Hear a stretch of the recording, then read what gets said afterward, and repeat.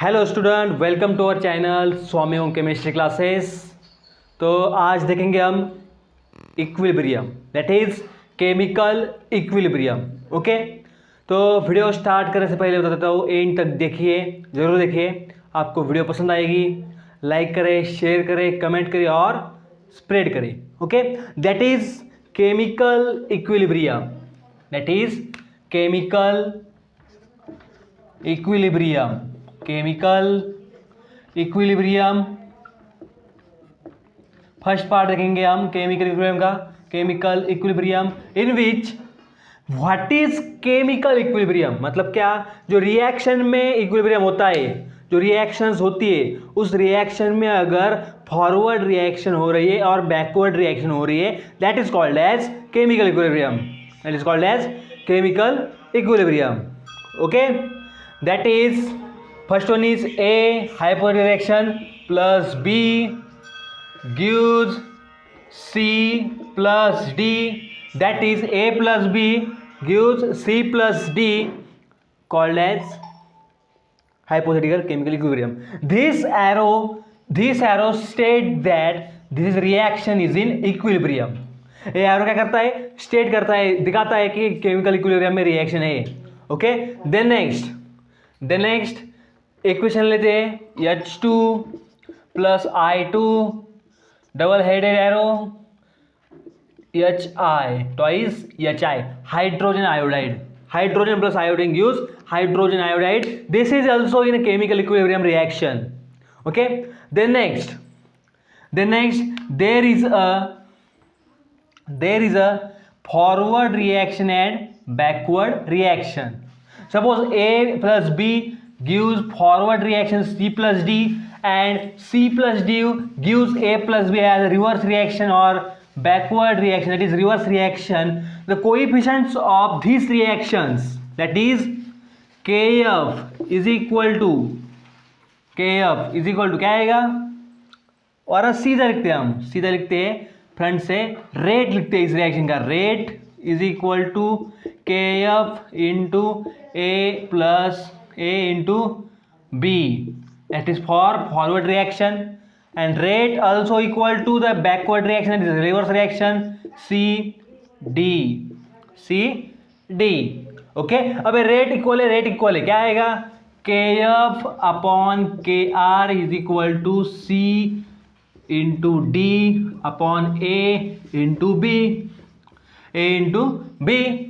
That's value Kf upon Kr is called as Kc is equal to C into D upon A into B. This is nothing but a Kc value, and Kc is nothing but a chemical equilibrium constant. Reaction equilibrium constant is called as Kc.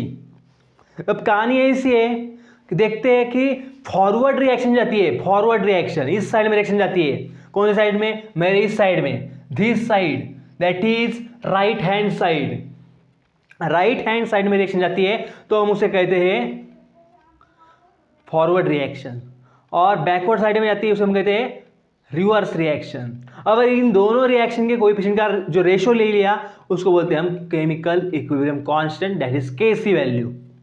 Okay, तो Kc value के according इसका जो rate है वो भी रहता है. लेकिन जब इक्विलिब्रियम होते हैं, समझ लो एक रिएक्शन है वो यहाँ से यहाँ तक रन हो गई, एक रिएक्शन है जो यहाँ से यहाँ तक रन हो गई, तो इसमें अगर देखेंगे तो यहाँ पे वो 0 था स्टार्टिंग में प्रोडक्ट, यहाँ पे बन गया समझो 50% बन गया. ओके, क्या हुआ, 50% स्टार्टिंग में 0 था, बाद में 50% बन गया after time t at time t 0. Okay, तो रिएक्शन जो है equal amount of product is equal to equal amount of reactant होगा, तब Kc की वैल्यू आएगी 1, because C into D upon A plus B, hypothetical reaction लिख रहे हैं हम, C into D upon A plus B, इनका रेशियो अगर 1 है, that is equal amount of concentration है, किसका, प्रोडक्ट और रिएक्टेंट का, किसका, प्रोडक्ट का और रिएक्टेंट का. ओके, समझ में आया. Then next is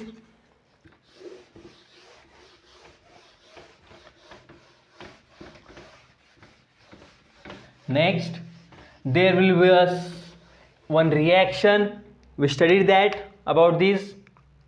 reaction is like N2 plus thrice H2, N2 plus thrice H2 gives twice NH3.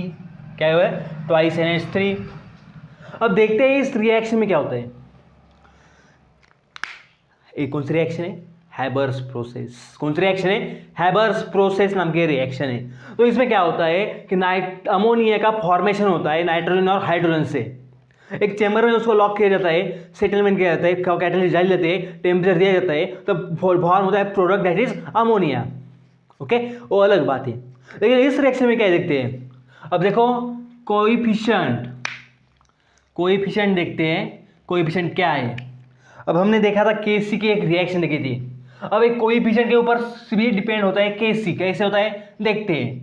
This reaction has twice NH3 as product, that is C plus D रखा था यहाँ पे क्या NH3 है, that is Kc equal to NH3 square upon N2 into H2 cube. That is coefficients are also in a power in the term of concentration. Always remember रखना. Rate of reaction में देखेंगे, chemical kinetics में देखेंगे, chemical equilibrium में देखेंगे, ionic equilibrium में देखेंगे. जो रिएक्शन का जो प्रोडक्ट होता है, जो रिएक्शन होता है, उसके साथ जो कोएफिशिएंट है वो हमेशा ऊपर आता है, रेज टू. ओके, समझ में आई बात? देन नेक्स्ट अब देखते हैं इसका यूनिट देखते हैं. हम केसी का यूनिट देखते हैं इस रिएक्शन के लिए. फॉर यूनिट देखते हैं. NH3 मतलब क्या? कॉन्सेंट्रेशन है. कॉन्सेंट्रेशन मतलब क्या? number of moles upon volume. Number of moles upon volume is a concentration. That is concentration is equal to number of mole upon volume.